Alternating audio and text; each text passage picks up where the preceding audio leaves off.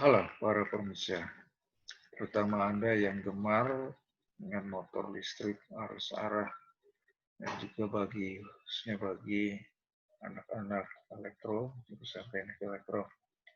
Nah, di sini saya akan mencoba menjelaskan hasil eksperimen saya tentang bagaimana sebenarnya hubungan antara hukum gaya Lorentz dan perputaran dari motor arus arah atau motor DC. Nah, dalam teknik elektro itu kita kenal gaya Lorentz.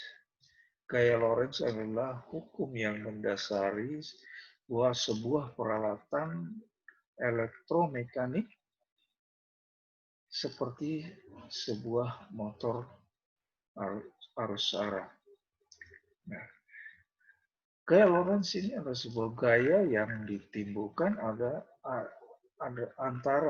interaksi antara medan magnetik, flux magnetik, dan arus listrik yang mengalir pada batang konduktor yang ditempatkan di dalam medan magnetik homogen. Dan gaya inilah yang akan mengakibatkan pergerakan dari batang konduktor.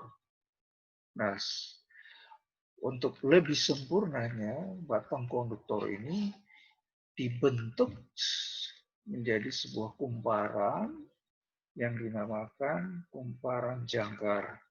Kumparan jangkar ini umumnya pada motor yang ukuran kecil sampai sedang itu berada pada bagian yang bergerak atau berputar.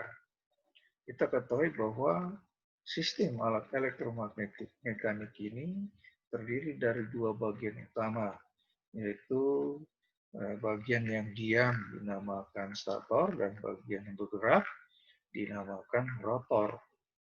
Dan bagian rotor ini merupakan jangkar, yaitu di mana kumparan yang nanti dialiri arus listrik berfungsi sebagai yang akan bergerak berputar. Kemudian pada bagian diam itu eh, adalah sistem eksitasi yang memberikan medan magnetik, flux magnetik homogen. Sehingga ketika kumparan jangkar tadi dialiri arus listrik dan dia berada di dalam medan magnetik homogen itu, maka akan terjadi interaksi antara medan magnetik dan arus listrik yang mengalir pada kumparan jangkar itu. Medan magnetiknya berasal dari sistem eksitasi di stator, sedangkan jangkarnya ada di rotor yang akan berputar. Nah, ketika itu terjadi interaksi, maka timbul gaya. Gaya yang akan menarik atau mendorong kumparan. Sehingga kumparan jangkar itu akan bergerak berputar. Entah ke kiri atau ke kanan, tergantung dari arah memberikan arus listrik atau tegangan suplainya. Nah, di sini ada dua persamaan utama. Pertama yaitu gaya Lorentz persamaan satu dan kecepatan putaran motor DC yaitu persamaan dua. Gaya Lorentz yaitu F sama dengan B kali I kali L sin theta, satuannya Newton. B adalah kerapatan flux magnetik homogen yang ada di dalam ruang medan magnet. Kemudian arus. Arus I ini adalah arus yang mengalir pada kumparan atau batang konduktor. Dalam hal ini kumparan jangkar. Lalu L-nya adalah panjang efektif dari batang konduktor atau kumparan jangkar. Nah, kalau kita tidak menggunakan sin theta ini, kita abaikan saja, kita hanya menggunakan F sama dengan B kali I kali L. Suatu bentuk persamaan yang sederhana. Nah, kita lihat bahwa gaya Lorentz ini akan berbanding lurus dengan kerapatan fluksi dan arus listrik yang mengalir pada konduktor. Artinya bahwa kalau arus yang ngalir pada batang konduktor itu besar, maka gaya Lorentz yang ditimbulkan itu semakin besar. Akibatnya apa? Perputaran atau pergerakan dari rotor itu akan semakin cepat. Dan demikian pula juga kalau kerapatan fluksinya diberikan itu semakin besar, maka gaya Lorentz-nya juga akan semakin besar. Nah, gaya Lorentz semakin besar, maka gerakan dari motor rotornya itu akan semakin cepat. Nah, ini yang dinyatakan oleh gaya Lorentz. Nah, sedangkan yang kita ketahui rumus kecepatan putaran motor DC yang sudah lazim kita gunakan selama ini, yaitu N. N itu kecepatan putaran motor DC dalam satuan RPM. Adalah VT dikurang IA RA dibagi C fluksi. VT itu adalah tegangan masuk ke kumparan jangkar yang akan menghasilkan arus jangkar IA ini mengalir pada kumparan jangkar yang pada persamaan satu itu ditunjukkan dalam notasi I atau arus mengalir pada kawat dengan panjang L. Itulah L itu mewakili dari RA ini. Nah, kemudian bagian penyebutnya itu adalah C. C adalah konstanta. Ini bergantung pada sistem konstruksi mekanikal dan juga elektrikal yang ada di dalam mesin. Kemudian fluksi. Fluksi ini dapat dari eksitasi, sistem eksitasi yang ada di stator. Nah, di dalam persamaan satu itu sama dengan D. Kalau dilihat persamaan satu di sini, gaya Lorentz berbanding lurus dengan kerapatan fluksi. Kerapatan fluksi yang sama dengan fluksi yang ada dalam persamaan dua ini di dalam penyebut persamaan dua. Kalau kita lihat di sini bahwa persamaan dua ini menyatakan bahwa kalau fluksnya saya ubah, maka putaran berubah. Tapi melihat dari bentuk persamaan ini, dinyatakan bahwa putaran itu berbanding terbalik dengan flux magnetik. Jadi kalau fluksnya saya perbesar, maka perputarannya akan semakin lambat. Sebaliknya kalau fluksnya saya perkecil, maka perputarannya akan semakin tinggi. Nah, kalau kita melihat kedua persamaan ini terlihat seperti bertolak belakang. Persamaan satu, gaya Lorentz penghasil putarannya, kecepatan gerakan, semakin besar gaya Lorentz, semakin besar kecepatan geraknya. Semakin besar fluksnya, semakin besar gayanya, semakin cepat putarannya. Tapi di dalam persamaan dua, semakin besar fluksinya, maka gerakan dari kumparan atau rotor tadi itu akan semakin lambat. Nah, kalau dia diperkecil fluksnya, maka gerakan rotor itu akan semakin cepat. Jadi di sini terlihat bertolak belakang. Tapi kalau kita melihat bagaimana sebenarnya keadaan ini, persamaan gaya Lorentz dengan kecepatan putaran.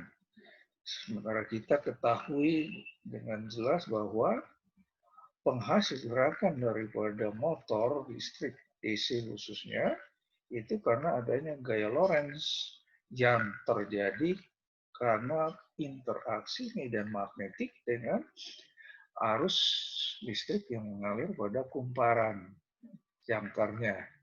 Ya. Jadi sementara di persamaan dua yaitu putaran motor yang sebenarnya dihasilkan oleh gaya Lorentz dalam persamaan satu tadi terlihat bertolak belakang. Nah, lalu bagaimana sebenarnya keadaannya? Bagaimana sebenarnya hubungan gaya Lorentz dengan kecepatan putaran motor DC? Nah, dari hasil eksperimen di sini saya melakukan beberapa eksperimen.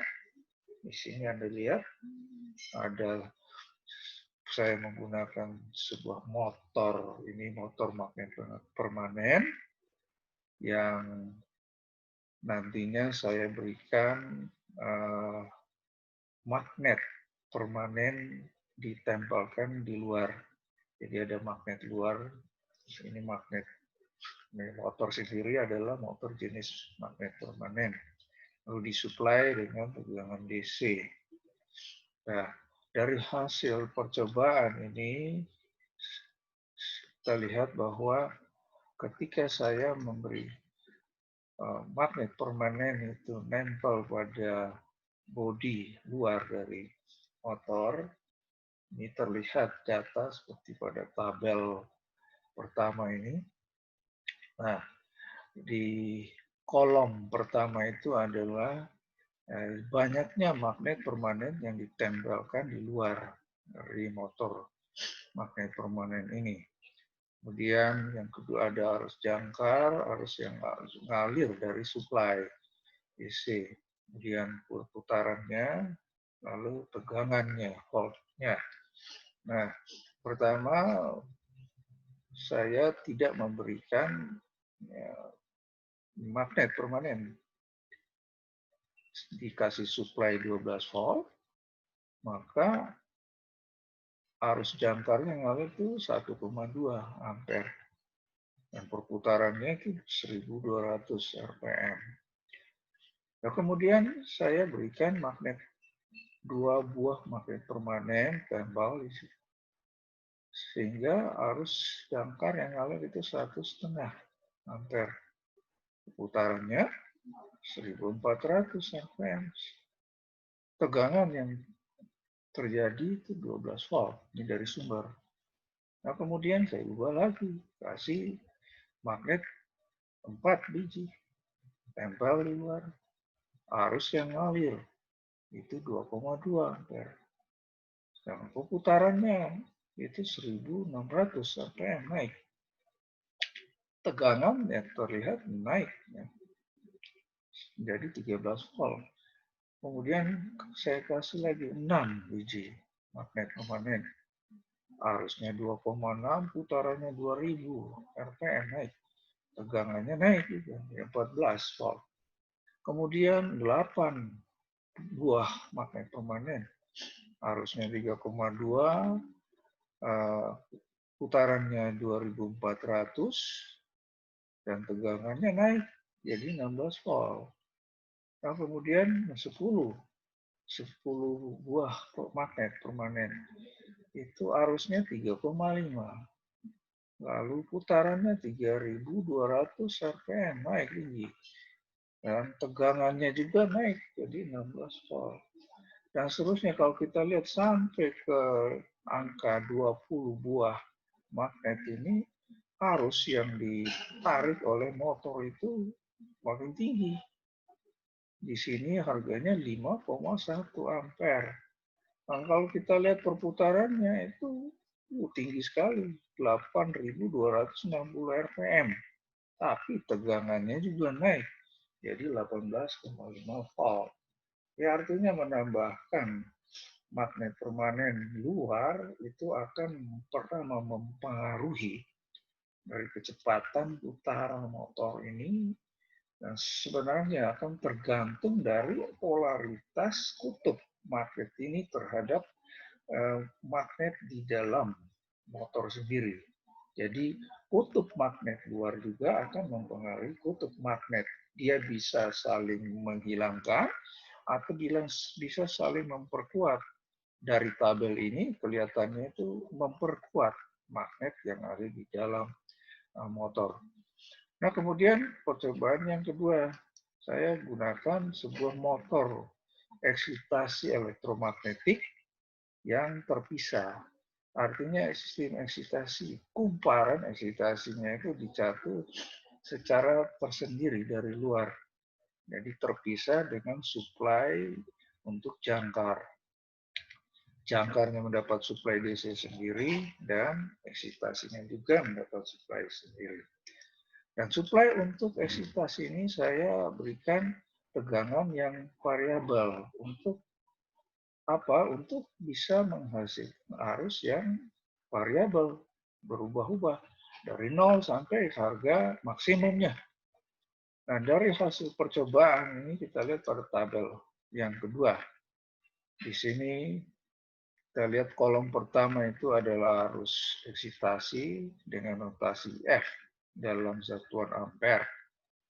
Nah, kemudian arus jangkarnya IN, IA dalam satuan ampere. Nah, kemudian kolom berikutnya tegangan jangkar yang masuk ke kumparan jangkar volt. Nah, kolom yang berikutnya adalah ini saya hanya mau melihat bagaimana perkalian hasil perkalian antara arus eksitasi dengan arus jangkar. Nah, kemudian kolom yang penting adalah perputaran daripada motor dan keterangan di sampingnya. Nah, sekarang kita coba melihat satu-satu ya data yang ada dalam tabel 2 ini. Pertama, paling atas baris pertama, ketika arus eksitasinya 0,06 ampere, arus jangkar itu 0,07. Tegangan yang terjadi pada jangkarnya 23 volt dan perkaliannya itu 42. Dan perputaran yang dihasilkan adalah 1008, kurang lebih 1008 RPM. Nah, ini termasuk ya sedang atau rendah. Nah, kemudian arus eksitasinya diperkecil jadi 0,5.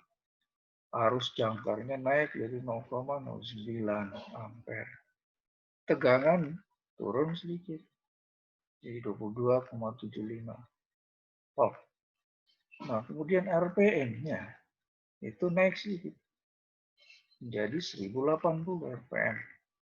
Ya, keterangannya ya masih rendah. Kemudian diturunkan lagi arus eksitasinya 0,045 ampere. Arus jangkarnya naik jadi 0,11. Tegangannya 22 volt. Turun sedikit. Dan kemudian RPM-nya naik jadi 1200 RPM. Ya, sedang. Diturunkan lagi jadi 0,4. Arus jangkarnya 1,3 naik. Tegangan jangkar 21,75 turun. Perputarannya 1248 RPM. Ya, sedang. Diturunkan lagi IF-nya 0,035. Arus jangkarnya naik lagi 0,15. Tegangannya turun 21,5. Dan putarannya 1272 RPM. Besar. Nah, kemudian diturunkan lagi IF-nya jadi 0,3, 0,03. IA-nya 0,18 naik. Tegangannya turun lagi 21,1. Nah, putarannya 1296 naik, lebih besar. Nah, tiba pada bagian yang tulisan warna merah ini. Ketika arus IF diturunkan jadi 0,025, arus jangkarnya naik jadi 0,23, tegangannya menjadi 20,5 turun, dan putarannya 1380 RPM. Ini harga yang maksimum. Nah, kemudian saya turunkan terus arus eksitasinya menjadi 0,202. Arus jangkarnya 0,26, tegangannya 20,2. Putarannya 1248 turun, mulai turun ya, dari harga yang merah itu. Kemudian diturunkan lagi IF-nya menjadi 0,015.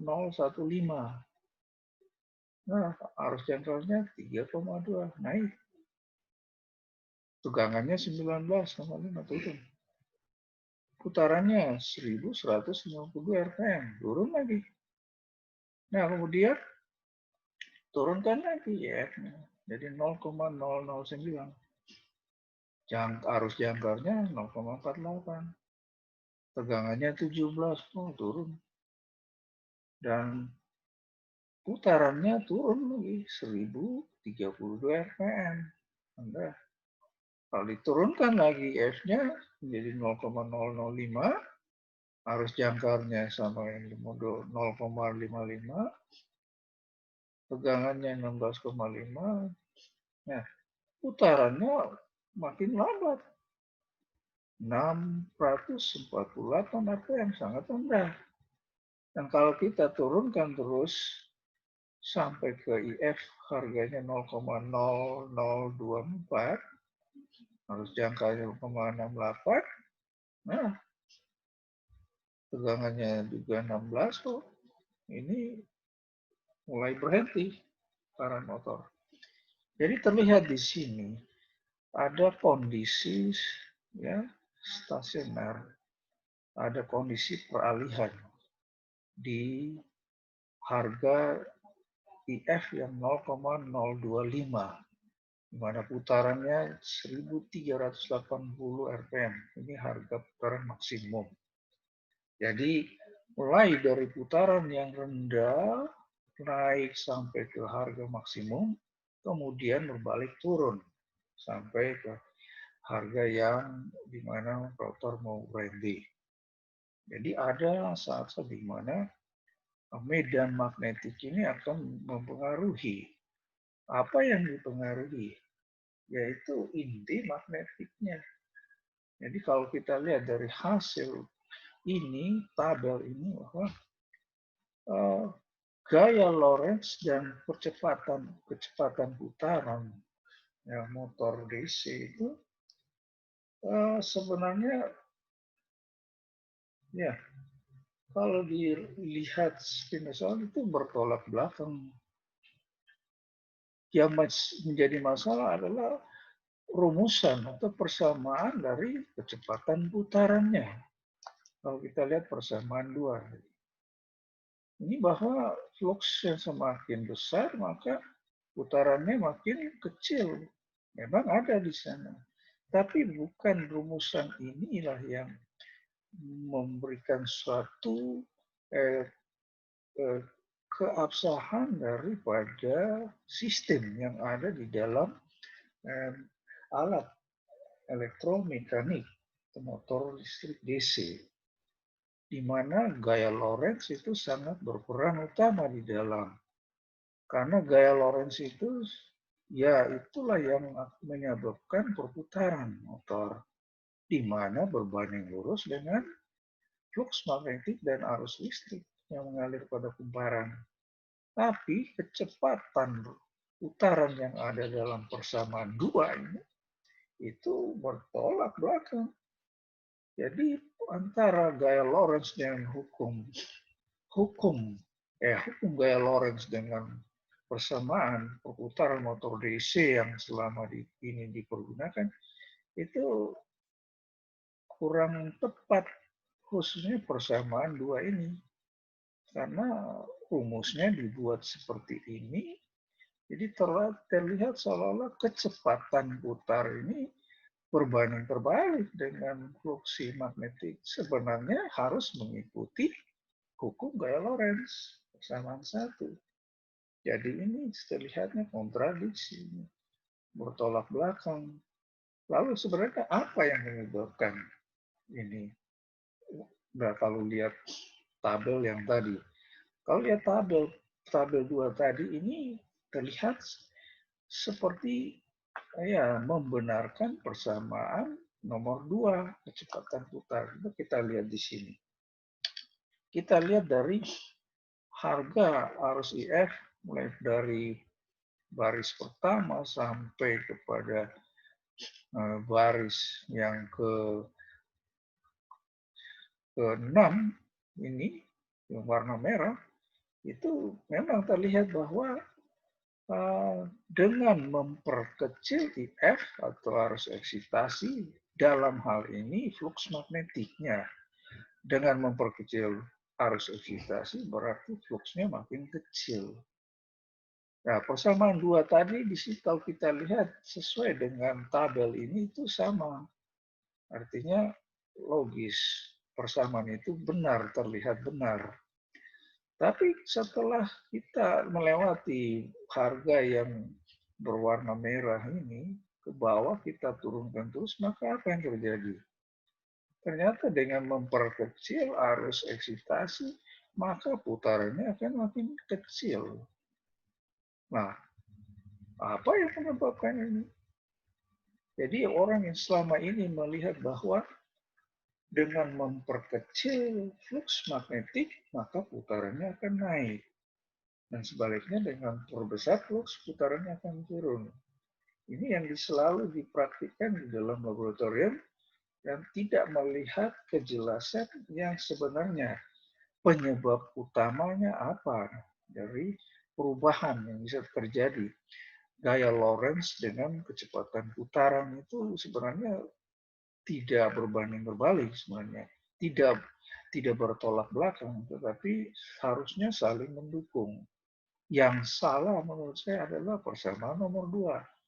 Persamaan di mana kecepatan putar itu berbanding terbalik dengan lapat fluxing atau flux magnetik. Sementara gaya Lorentz, gaya yang menyebabkan perputaran, itu berbanding lurus dengan flux magnetik. Nah, di situ penyebab. Lalu kita lihat sebabnya apa sih? Nah, kalau kita melihat, ya, nah ini gambar, diagram dari ya perubahan dari tabel 2 tadi. Kita bisa lihat mencocokkan saja. Lalu saya mau lihat sebenarnya apa penyebabnya. Nah, dari data tabel bahwa menyatakan seperti ini, memberikan bahwa pada daerah sebelah kiri dari flux eksitasi yang tengahnya sebelah kiri, maka kecepatan putaran motor N itu berbanding lurus dengan dan flux magnetik eksitasi. Sedangkan pada daerah sebelah kanan dari flux eksitasi midnya, tengahnya, kecepatan putaran motor itu berbanding terbalik, ya, ya menurun.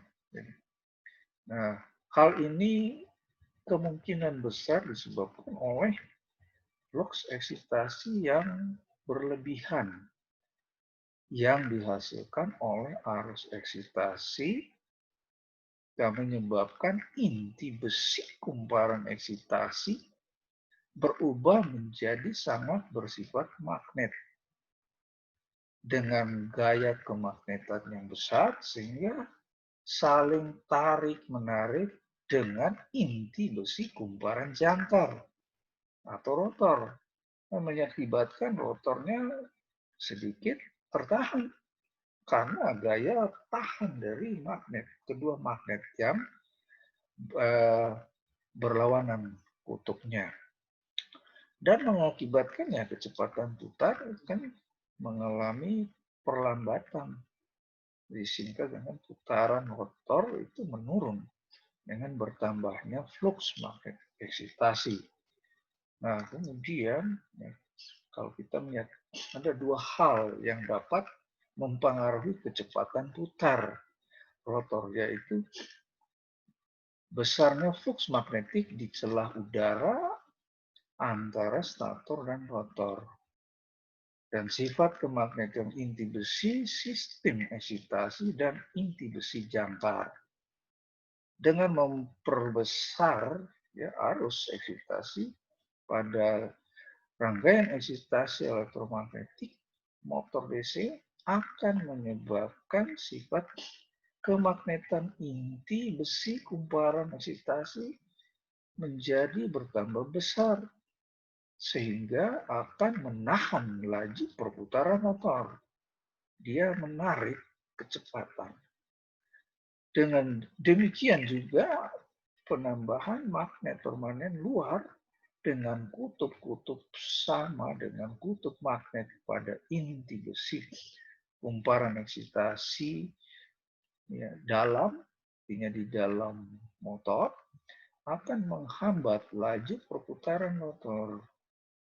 Nah, hasil percobaan rangkaian elektromagnetik seperti pada gambar ya, tadi, bahwa gambar ya memperlihatkan sistem dengan logam ya. Kita lihat pada gambar ini.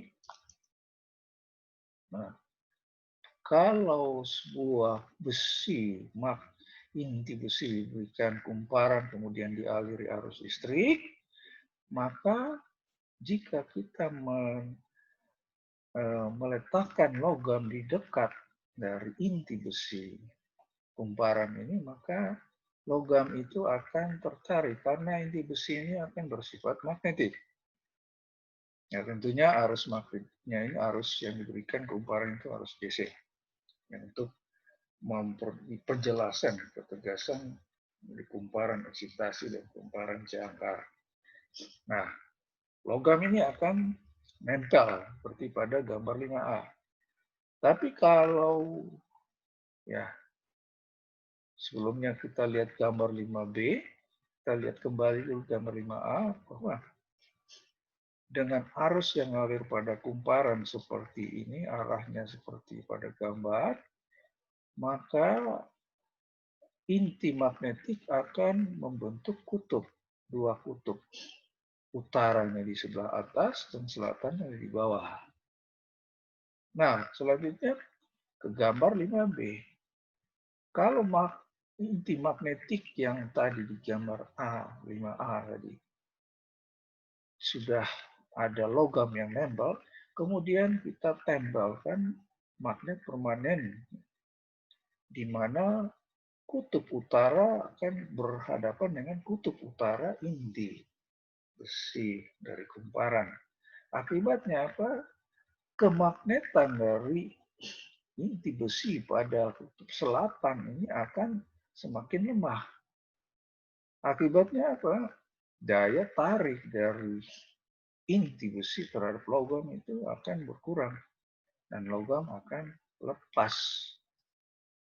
Nah, kalau kita lihat juga, tetapi apabila letak magnet permanen dibalik terhadap inti besi kumparan eksitasi, seperti pada gambar ini, gambar 5C, tadi magnet permanen kutub utaranya berhadapan dengan kutub utara inti besi kumparan.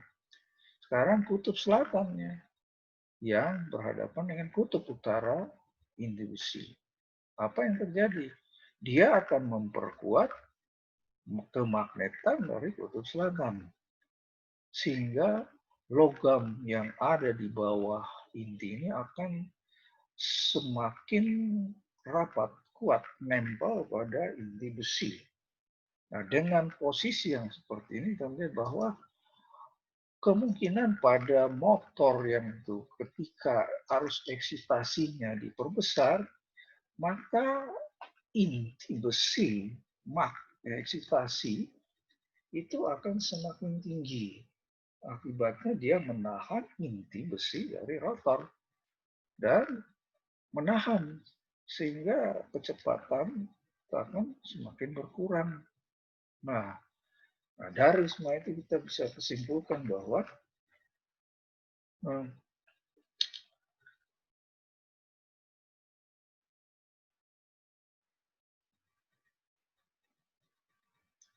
perputaran motor DC terjadi oleh adanya gaya yang ditimbulkan oleh interaksi antara flux magnet, eksitasi, dan magnet sistem kumparan rotor yang ditimbulkan oleh arus jangkar. Nah, kemudian gaya tersebut sebanding dengan flux magnet eksitasi B.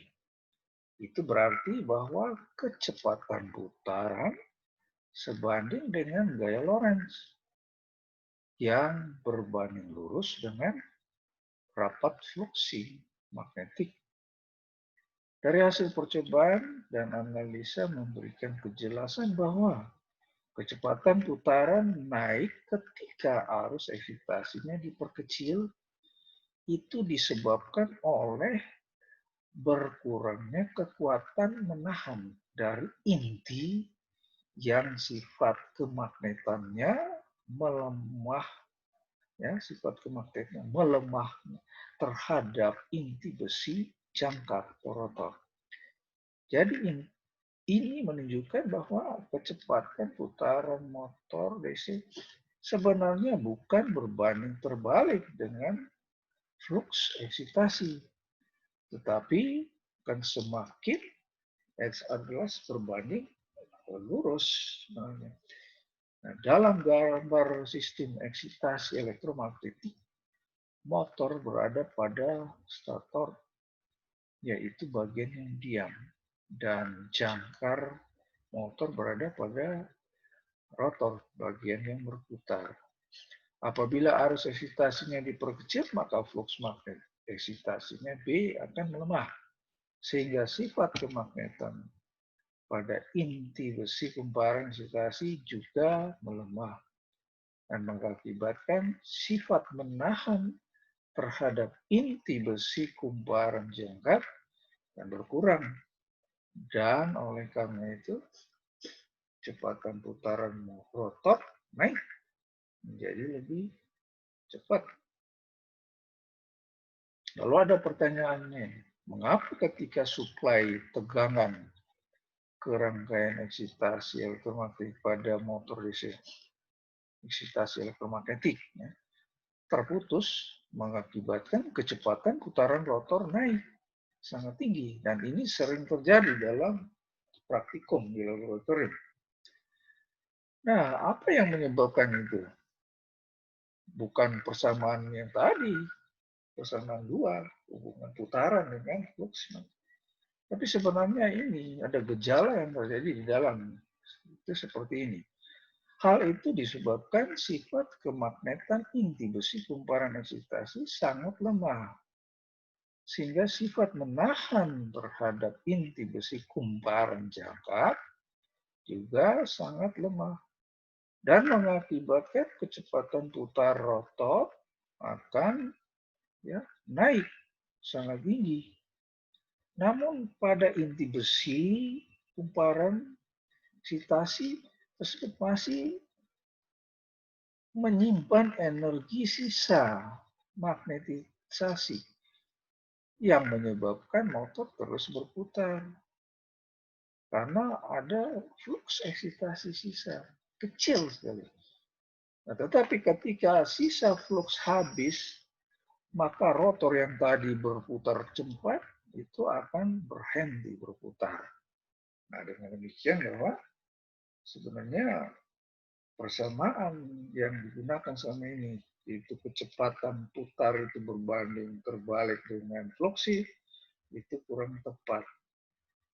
Karena tidak sesuai dengan hukum gaya Lorentz yang paling mendasari dari sebuah motor listrik, khususnya motor listrik DC. Nah, sehingga kita bisa menyatakan bahwa sebenarnya ada keanehan dari rumus persamaan perputaran motor arus arah. Jadi kurang tepat rumus itu. Perlu diperbaiki, perlu diubah lagi, bahwa di mana sesuai dengan hukum gaya Lorentz bahwa pergerakan perputaran itu seharusnya berbanding lurus dengan flux magnetik yang diberikan, ya.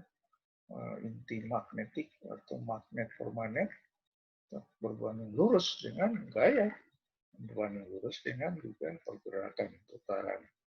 Nah, demikian saya bisa jelaskan bahwa yang selama ini kita lihat, kita gunakan persamaan itu kita tidak melihat dengan jeli dengan sesama, kita tidak melakukan penelitian, kita hanya menggunakan tanpa melihat kejelasan penyebabnya apa, ya sekarang bisa kita lihat jelas bahwa penyebabnya sebenarnya yang kita sudah sampaikan tadi. Saya kira cukup sekian. Demikian, sekian. Terima kasih.